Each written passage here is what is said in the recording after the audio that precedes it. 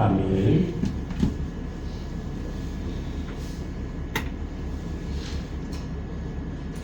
할렐루야.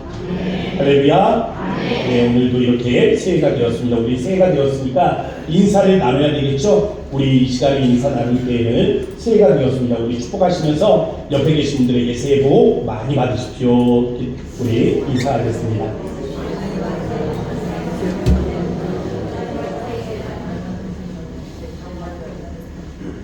예, 새해 건강하시고 또 복 많이 받으시기를 주의 이름으로 축복합니다.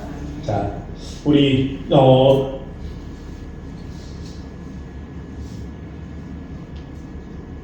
자, 미국에는 빌리 그레암 목사님 계시잖아요. 네, 아시죠? 그러면 한국에는 누가 계십니까? 조용기 목사님 계시죠? 네, 미국에 하면 빌리 그레암 목사님, 저도 목사님으로 기억이 나고, 한국 하면 조용기 목사님 기억이 나는 것 같아요. 근데 옛날에 이 조용기 목사님이 한참 잘 나갈 때라고 해야 되나?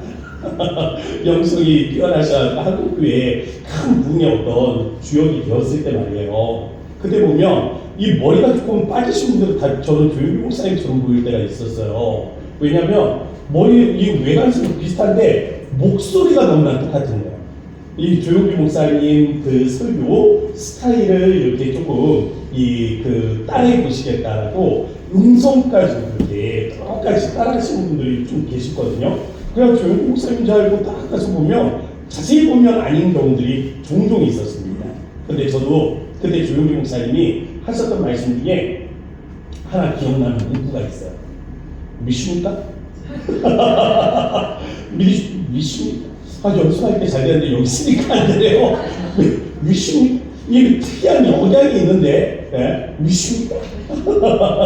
네. 이 조용기 목사님 설교를 듣다 보면, 미십니까?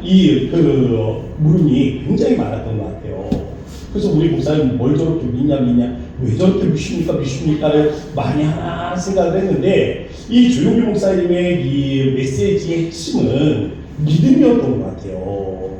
그래서 이 믿음이 없이 사실 생각을 해보면 우리가 할 수 있는 일이 아무것도 없지 않습니까? 많은 훌륭한 선대 목사님들이 계십니다. 이 목사님들 우리가 생각을 해보면 강조했던 것은 다른 게 아니었던 것 같아요. 믿음이었던 것 같습니다.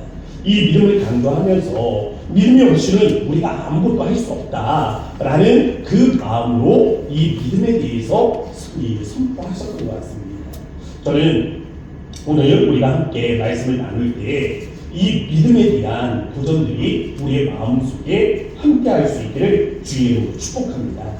우리가 이 믿음이 새로워지는 이 시간, 정말 믿음이란 무엇인가에서부터 이 믿음을 붙잡고 이 한 해, 이 구호처럼 믿음대로 살아보는, 그리고 믿음대로 살아보면서 시험하는 우리 모든 고향동산교회 성도들이 되어지길 바랍니다. 자, 첫 번째는 보이는 것, 그리고 보이지 않는 것입니다. 우리가 사는 세상에는 분명 보이는 게 있습니다. 그리고 보이지 않는 게 있죠. 보이는 것은 무엇입니까? 현실 세계예요. 우리가 살고 있는 곳, 그리고 세상의 사람들, 하나님을 알지 못하는 사람들도 여전히 같은 것을 보며 살아가는 이 세상, 바로 여기 현실 세계가 바로 보이는 세상이죠. 그런데 그 이면에는 분명 보이지 않는 세계가 있다라는 것입니다. 보이지 않는 세계를 우리는 영적 세계라고 말하는 것이죠. 그런데 아세요? 동전이 있습니다. 동전은 양면을 한 번에 볼 수가 없더라고요. 제가 이렇게 하면서 한번 양면을 보려고 애를 써봤지만 양면을 볼 수는 없더라고요. 한 면을 볼 수밖에 없습니다. 맞아요. 현실 세계도 마찬가지입니다. 현실 세계와 영적인 세계를 우리는 동시에 볼 수가 없습니다. 현실 세계에 빠져 있든지 영적인 세계에 빠져 있든지 현실 세계를 보든지 영적인 세계를 보든지 둘 중에 하나더라고요. 이 현실 세계에 빠지면 영의 세계를 보지 못하죠. 반대로 영의 세계에 빠지면 현실 세계를 보지 못하는 겁니다. 우리가 영의 세계에 빠져 있는 사람들을 보면요 참 특별해요. 왜? 현실 세계의 부귀와 영화에 흔들리지 않습니다. 왜 흔들리지 않은 걸까요? 그들의 믿음이 특별한 게 아니라 보는 것 때문에 그렇습니다. 이 영의 세계에 빠져 있으면 현실 세계가 눈에 보이지 않는 거예요. 이 현실 세계의 문제들이 보이지 않고 이 현실 세계의 어떤 것들이 유혹으로 다가오지 않습니다. 그렇기 때문에 흔들리지 않는 거죠. 잠깐만 이 현실 세계를 한번 보시기 바랍니다. 어떻습니까? 카오스, 케이아스, 이 혼동, 대혼동. 평안이 없죠. 좌우가 나뉘어져서 날마다 싸우고 있는데 아니 어디 이렇게 평안이 있을 수가 있겠습니까? 게다가 가짜 뉴스가 판을 치잖아요. 이 가짜 뉴스가 판을 치다 보니까 아니 도대체 누구 말을 믿어야 되는지 알지 못합니다. 언론이라고 마찬가지 아닙니까? 이쪽 언론에서는 이렇게 얘기하고 저쪽 언론에서는 이렇게 이야기하니 아니 도대체 이쪽 말이 맞는지 저쪽 말이 맞는지 감이 오질 않습니다. 나라 경제는 어떻습니까? 나라 경제는 지금 소상공인들 문 닫는 가게들이 문을 여는 가게보다 닫는 가게들이 점점 더 많아진다고 해요. 근데 아세요? 작년에 우리 대한민국이 전 세계 수출 몇 위였는지 아십니까? 6위였어요. 6위. 전 세계 이 모든 세계 모든 나라 중에 수출을 가장 많이 한 나라 그 6번째가 대한민국이라고. 그럼 우리 사는 것도 좀 나아져야 되는 거 아니에요? 근데 나아졌습니까? 여러분이 살림은 편해요? 그러지 못하잖아요. 우리가 5위권 안으로 들어가지 못하면 안 그래도 힘든데 더 힘들어진다는 얘기 아니에요? 5위권 안으로 들어갈 수 있겠습니까? 미국이 있고 중국이 있고 게다가 미중 간에 무역 갈등이 또다시 반발한다는데 여러분 어떻게 우리가 이 일들을 장담할 수 있겠어요? 예측도 못하고 있잖아요. 무슨 일이 생길지. 트럼프가 이제 내일 모레 이제 대통령 취임식을 한다는데 이 미국과 중국의 관계 속에서 우리 대한민국이 겪어야 할 어려움이 무엇인가? 여러분 뉴스라도 하나 보셨어요? 예측도 못하니까 뉴스도 나오지 않아요. 뭐 뉴스가 나오면 뭐 하겠어요? 우리가 뭐 할 수 있는 처지가 아니에요. 나라의 경제가 더 힘들어질 수밖에 없는 지금 그러한 이 위치에 있다는 것입니다. 미중 갈등의 파장도 예상도 못하고 어떻게 보면 한간이 기적이라고 말할 수 있는 이 대한민국의 미래가 생각하면 생각할수록 더 막막해지지 않습니까? 그런데 성경에 보면 지금 자금의 우리나라와 같은 이런 상황과 비슷한 그런 어떤 상황에 대해서 묘사하는 것이 있습니다. 우리 화면을 보고 한번 읽어볼게요. 이사야서 6장 1절 말씀 한번 다 같이 읽겠습니다. 시작. 우시야 왕이 죽던 해에 내가 본즉 주께서 높이 들린 보좌에 앉으셨는데 그의 옷자락은 성전에 가득하였고. 아멘. 여기 보면 왕이 있습니다. 누구예요? 우시야예요. 우시야 왕인데 이 우시야 왕이요 이 유다를 다스린 것은 52년입니다. 52년. 반세기를 다스린 거 아니에요? 이 16세에 왕이 되었어요. 그리고 이 유다의 10번째 왕으로 등극을 하게 되었습니다. 그리고 반세기를 다스리는 거죠. 오랜 통치 기간 동안 이 왕권이 강화가 되었고 더불어서 이 나라가 굉장히 국력이 강해지는 것을 볼 수가 있습니다. 유다가 그전에는요 이 다윗의 영화를 잃어버리고 조공을 바칩니다. 주변 나라에 조공을 바쳐요. 이 조공을 바치던 나라가 우시야 왕 때에는 어떻게 되는지 아세요? 오히려 조공을 받습니다. 조공을 받게 되니까 나라는 더 살기가 나아지는 것이죠. 게다가 우시야 왕이 살기 좋아지니까 어떻게 해요? 개발 사업을 하는 겁니다. 사막에다가 물을 끄집어 와요. 물을 끄집어 오는 이유는 거기에다가 풀과 나무들이 자라게 하기 위해서입니다. 풀과 나무들이 자라게 하니까 뭐예요? 농업과 목축업이 발전을 하겠죠. 그러니까 나라 사정이 안 그래도 좋은데 더 좋아지는 거예요. 성경이 이 모든 것을 표현할 때 뭐라고 하냐면 하나님이 도우셨기 때문이다. 하나님의 도우심이었다. 그런데 그가 마지막에 조금 처참합니다. 마지막에 교만한 마음이 찾아와요. 나라가 잘 되니까. 이 나라가 부강해지니까 내가 좀 잘난 맛이 느껴지는 것 같아요. 자, 그럼 대한민국 보십시오. 과거에는 우리가 겸손한 마음이 있었어요. 그런데 오늘날에 한번 생각을 해보세요. 나라가 부강하게 되었습니다.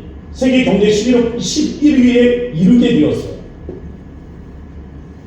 이 나라 이민족의 교만한 마음이 찾아왔죠.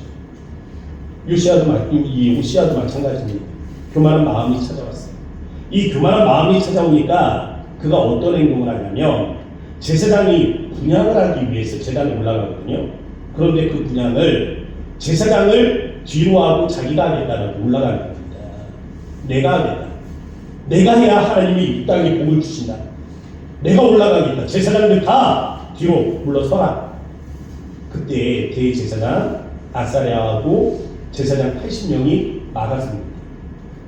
하나님께서 이 사건을 보시면서 진노하셨어요. 그리고 우시아에게 문둥병을 내립니다.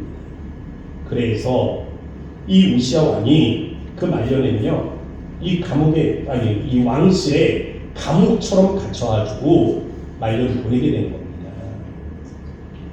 그리고 그가 죽었어요. 이제 우시아가 죽었습니다. 근데 죽고 나니까 그 다음에 문제. 이사야가 혼자 성전에 홀로 앉아있는 상황입니다. 그런데 온 나라의 백성들은 어떻습니까? 이 반세기를 다스려온 왕이 죽었어요. 그리고 그로 인해서 나라가 부강하게 되었습니다. 그런데 지금 어떤 상황이에요? 이 북이스라엘을 보면 많은 이민족의 침입으로 어려움을 겪고 있어요. 게다가 이 새로운 이 아수르 제국이 일어나서 북왕국을 위협하는 시점입니다. 나라에 온갖 음모론들이 퍼지고 있어요. 게다가 거짓 소문들이 가득합니다. 가짜 뉴스들이 판치는 거죠. 그러면서 사람들의 마음이 요동칩니다. 의지할 곳이 없는 거예요. 이때 하나님께서 이사야에게 보여준 환상이 6장 1절 말씀이에요. 이 6장 1절 말씀에 보면 이사야서 6장 1절에 하나님이 보여주신 환상에 이 이사야가 본 것이 무엇입니까? 하늘의 보좌예요. 보좌. 하늘의 보좌가 무엇입니까? 하나님의 다스림, 하나님의 심판, 하나님의 영광을 상징하는 것입니다. 근데 이 보좌가 하나님의 특별한 특징을 가지고 있습니다.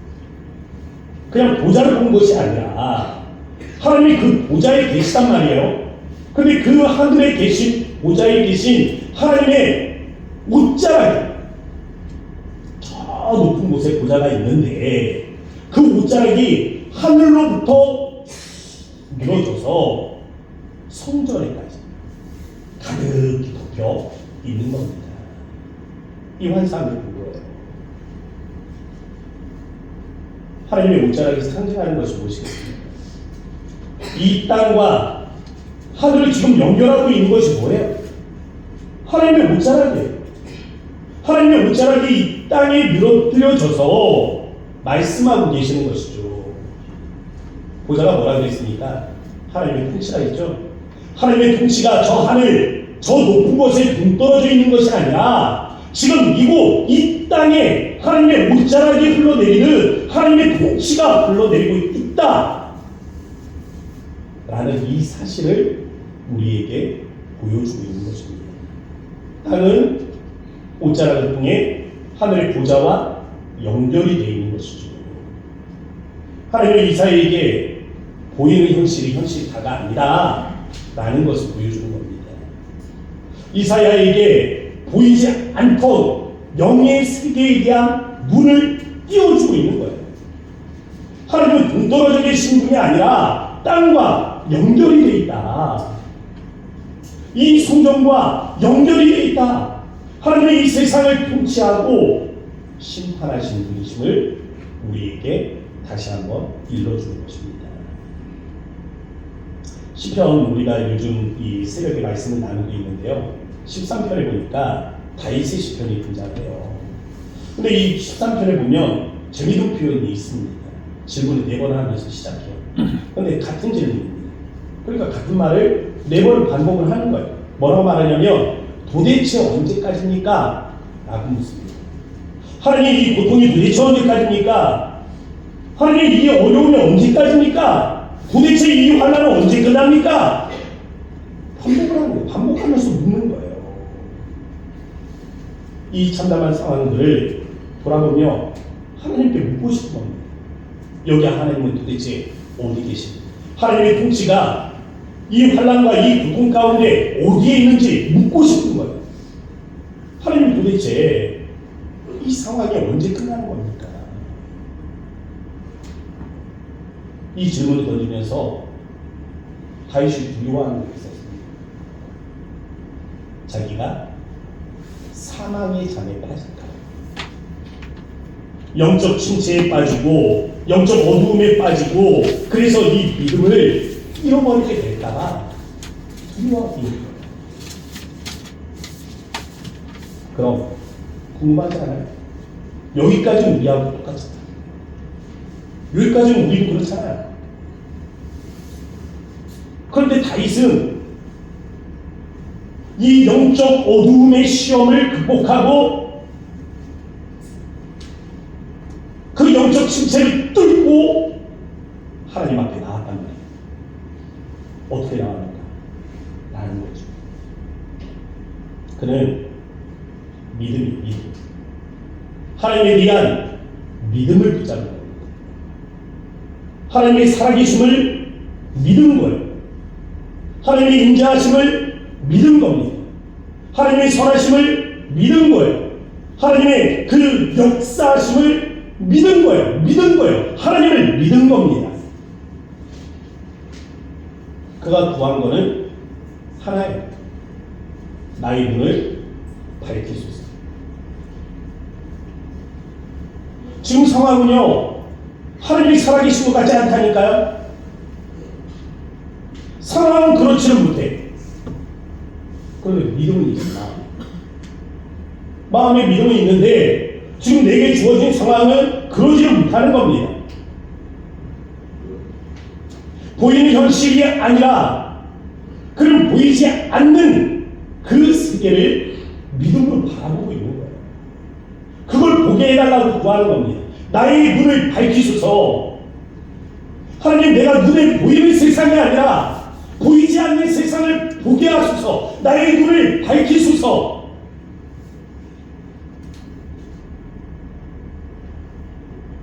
다윗은요, 자기의 신앙이 하나님께서 저 멀리 동떨어져서 그곳에서 이곳을 그냥 바라보고 있는 제3자가 아니라 하나님이 지금 이 상황 속에서도, 이 처참함 속에서도, 이 어려움 속에서도 여전히 내 삶의 도와 역사하시는 분이심을 믿음으로 바라보길 원했던 겁니다. 그래서 내 눈을 열어달라고 하고 있는 거예요. 보이는 세계가 아니라 보이지 않는 세계를 보는 눈을 갖게 해달라고 구하는 것입니다. 관점이 달라지는 거죠. 그럼 다윗의 관점이 달라져서 이루어진 것이 무엇입니까?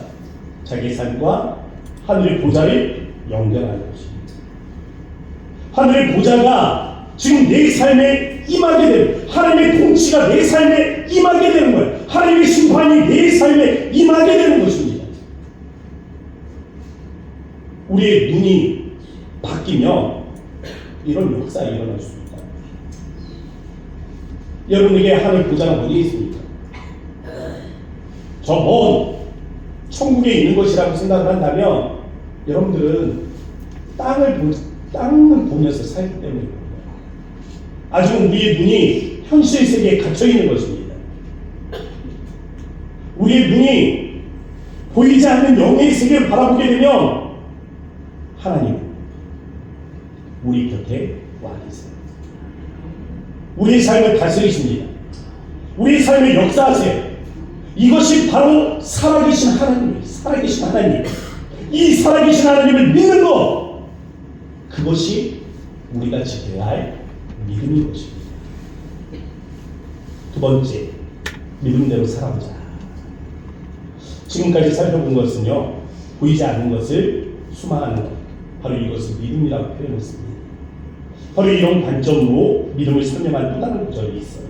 우리 고린도후서 5장 말씀 말고 또 다른 구절로 이것을 설명을 합니다. 히브리서 11장 1절 우리 화면을 보고 함께 읽어볼게요. 다 같이 시작. 믿음은 바라는 것들의 실상이요 보이지 않는 것들의 증거니. 아멘. 히브리서 기자는요 믿음에 대해서 딱 두 가지로 설명합니다. 믿음이란 첫 번째 살아계신 하나님을 믿는 것, 하나님이 살아계신 것과 두 번째 상 주시는 이심을 믿어야 한다. 정해야 합니다. 믿음이 두 가지입니다. 하나님의 살아계심 그리고 살아계신 하나님이 우리에게 상 주시는 이심을 믿는 것입니다.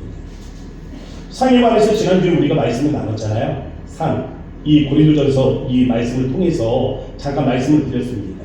이 상급을 위한 최후의 심판, 마지막에 판단이 있다고 그랬죠. 이 판단은 무엇을 판단합니까? 시험이죠, 시험.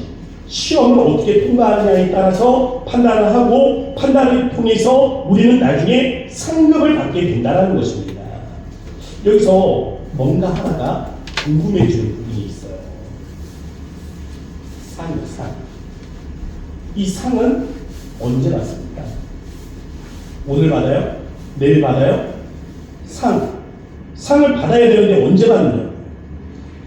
심판 이후라고 했으니까 예수님께서 도래하신 이후에 이 땅에 재림하신 이후에 우리가 상을 받는 것입니다. 심판 다음입니다. 그런데 이 심판을 행하기 전에 반드시 있을 것이 있죠. 뭐예요? 이 시험이잖아요. 시험. 이 시험은 불에 관한 것이라고 말씀드렸습니다. 그래서 이 불에 모든 것들이 타버리면, 공적이 타버리면 우리가 받을 상은 어때요? 같이 타버리니까 그냥 불을 헤집고 나오는 것처럼 처참하게 되겠지만 구원을 잃어버리니까 잃어버리지 않습니까? 구원을 잃어버리지 않는다고 했습니다. 구원을 잃어버리지 않습니다. 상에 관한 거예요. 구원에 관한 것이 아닙니다. 상에 관해서 우리는 말하고 있는 거예요. 이 상인데, 그런데 우리가 여기서 한번 생각을 해보자. 그럼 시험은 불이라고 말씀드렸잖아요. 이 불의 시험이 언제 있습니까? 어느 때 우리에게 주어지는 거예요? 예수님께서 다시 오실 때? 마지막 날에? 아니면 우리가 심판대에 섰을 때 예수님이 우리의 공적들을 다 쌓아놓고 불을 한번 질러볼까요? 언제 우리에게 불시험이 찾아올까요? 이 땅이, 이 땅. 우리가 살아가는 이 땅, 지금 살아가는 이 땅, 여러분들이 이 땅을 살아갈 때 이 불시험이 찾아온단 말입니다. 여기에서 우리가 시험을 이기면 상을 받는 거죠. 히브리서 말씀에 보면 11장에 많은 믿음의 사람들이 등장합니다. 근데 이 믿음의 사람들을 제가 한번 자세히 봤어요. 뭐가 믿음인가? 믿음이 아니에요. 설명하는 걸 보니까 이 시험을 어떻게 이겼는가를 가르쳐주고 있더라고요. 노아가 있었죠. 노아는 경고를 받았습니다. 이 땅을 물로 심판한다는 경고를 받았잖아요. 근데 하늘을 봤어요. 하늘에 징조가 없는 거예요. 물로 이 땅을 심판한다고 그랬는데 하늘은 너무나 평온해. 진짜 이 땅을 물로 심판하실 것인가? 시험이 찾아오지 않았겠습니까? 1년, 2년 방주를 짓는 게 아니에요. 120년이에요. 120년.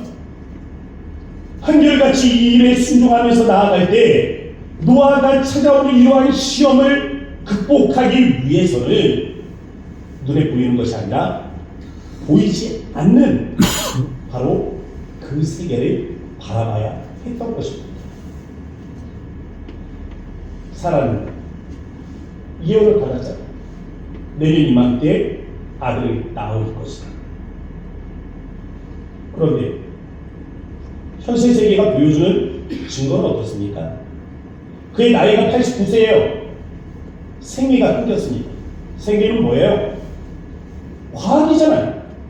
생리가 끊겼으면 임신을 할 수 없는 거예요. 과학의 과학. 그건 현실입니다. 그런데 사라는 보이지 않는 것에 소망을 두고 이 소망으로 인해서 해산할 힘을 얻었다라고 표현을 합니다. 아브라함이 헌신을 요구했거든요. 이삭을 낳았어. 100세에 낳았어.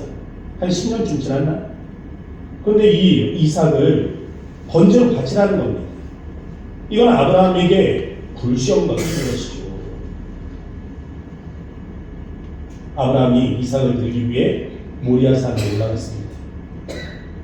아브라함은 죽은 자를 살리시는 하나님을 믿죠. 그리고 순종할 수가 있었습니다. 모세도 나와요.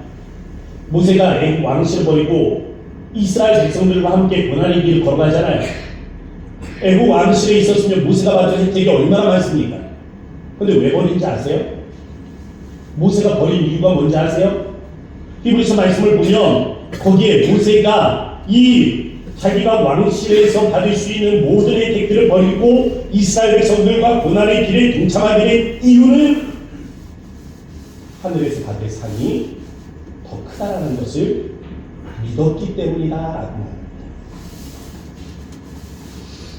이처럼 믿음으로 우리가 살려면 상급이 있다라는 사실을 믿어야 합니다. 눈에 보이지 않는 세계에 대한 소망과 그곳에서 우리에게 상을 주시는 하나님에 대한 믿음을 가질 수가 있어야 돼요. 믿음대로 살아갑니다. 당장에 다가오는 시험을 이겨내야 되죠. 시험은 무엇입니까? 유혹이에요. 유혹. 현실 세계가, 눈에 보이는 세계가 아름답다. 이 눈에 보이는 세계가 크다. 영화롭다. 이러한 미혹으로 다가오는 것입니다. 이런 유혹을 극복하고 보이지 않는 것을 보려면 위에 있는 상급을 우리가 소망해야 된다는 것입니다. 한번 생각을 해보세요. 우리에게 상이 있습니다.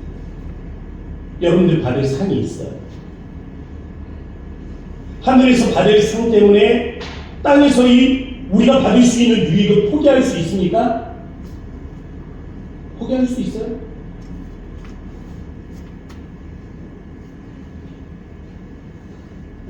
하늘의 상급을 믿지 못하면 하늘에서 우리가 받을 상이 무엇인지를 우리가 기대하지 못하면 아무것도 할 수 없습니다.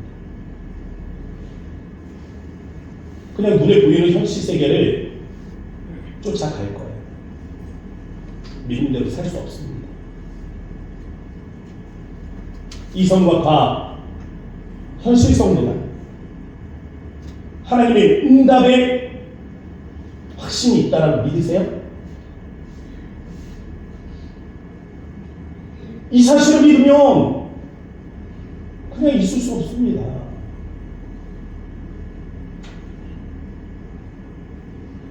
응답만 받으면 끝나는 건데 하나님이 답을 주시면 거기에 확신이 있는데 어떻게 가만히 있을 수 있겠어요? 목숨 걸고라도 기도해야지. 자녀 앞길이 어떻게 되려나 몰라. 아이고 어떻게 하나 걱정되면 물어보는 거예요. 눈에 보이는 현실은 어떻습니까? 미래가 없다라는 거 아니에요. 그 미래가 없는 아이에게 하나님께서 응답을 주셔서 소망이 있다 말하면 소망이 존재가 되는 거예요. 그 사실을 믿냐고요? 못 믿으면 기도 못하지. 이걸 못 믿으면 기도 못하죠. 현실과 과학과 이성을 더 우리가 신봉한다면 기도 못합니다. 그보다도 그것을 뛰어넘는 하나님의 이 일하심을 기대한다면 우리가 비로소 기도의 자리에 나올 수 있는 거예요. 마음의 평안이 없는 이유가 뭔지 아세요? 좋은 일들이 생겨. 아유 기뻐. 아유 감사해. 하나님이 나를 축복하시니까. 어려운 일이 생겨. 아유 힘들어. 하나님이 왜 나한테 이런 벌을 주실까? 왜 내가 뭘 잘못해서 하나님이 나한테 이런 벌을 주시나? 또 좋은 일이 생겨. 아이고 기뻐. 하나님이 나를 진짜 사랑해. 아이고 이것 봐. 좋은 일 생기는 거 봐. 그가 미치는 거예요. 왔다 갔다 하다가. 왜 왔다 갔다 해요? 왜 현실 세계 이 일일비라 하는 겁니까? 눈에 보이는 것이 다라고 생각을 하는 거예요. 현실 세계밖에 보지 못하고 있는 겁니다. 보이지 않는 세계가 어떻게 운행이 되는지 모르는 거예요. 그러니까 자꾸 환경에 따라서 마음의 평안을 잃어버리고 왔다 갔다 왔다 갔다 마음이 가만히 있지를 못하는 거죠. 내년 저희 교회 표가 믿음대로 살아보자. 이 믿음을 가지세요. 영적인 세계를 눈을 뜨고 보세요. 살아계신 하나님이 계십니다.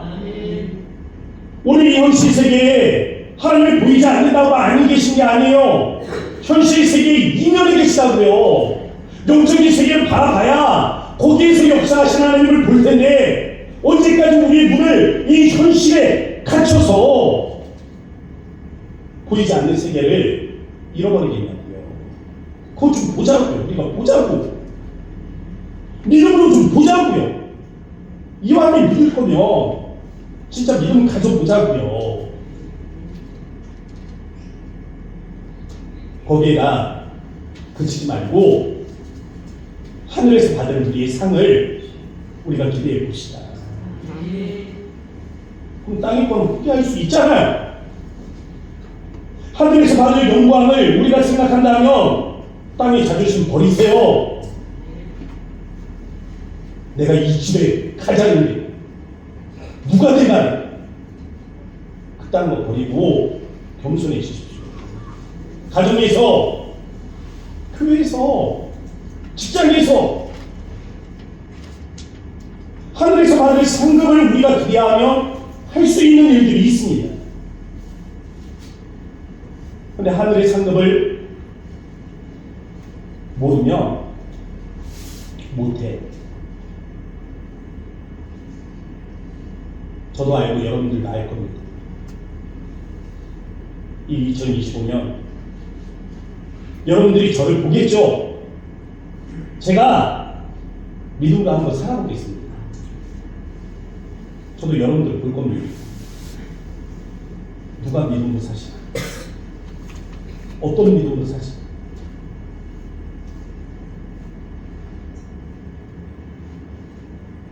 여러분들을 평가하지는 않겠지만 사랑하는 성도 여러분,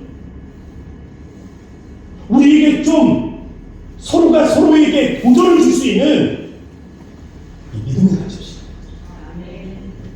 이러한 믿음으로 2025년 하나님의 거룩한 열매들이 가득한 은혜로운 삶이 되어지길 바랍니다. 함께 기도하겠습니다. 거룩하신 아버지 하나님 감사합니다. 오늘 이렇게 주님의 거룩한 존전에 나와 예배함을 하나님께서 들으시고 하나님 우리의 결심과 다짐 앞에 하나님께서 함께하여 주옵소서. 이 2025년을 시작하며 믿음대로 살아볼 것을 마음속에 결단합니다. 눈에 보이는 세상이 아니라 하나님 그 이면에 여전히 살아계시고 일하시고 역사하시고 우리를 위해서 모든 것들을 준비하시며 이끌어가시고 하나님 모든 선하신 일 하나님 지혜 은덕을 베푸시는 삶을 우리가 바라보며 나아가기를 원하오니 주님 우리의 삶을 주께서 축복하여 주셔서 2025년 하나님 정말 믿음의 열매가 가득하여 하나님 다가오시는 주님의 날에 하나님 우리가 받을 놀라운 상급이 하늘에 함께할 수 있도록 주님께서 은혜를 더하여 주옵소서. 역사하신 예수의 이름으로 감사하며 기도합니다. 아멘. 우리 다 함께 자리에서 일어나셔서 찬송가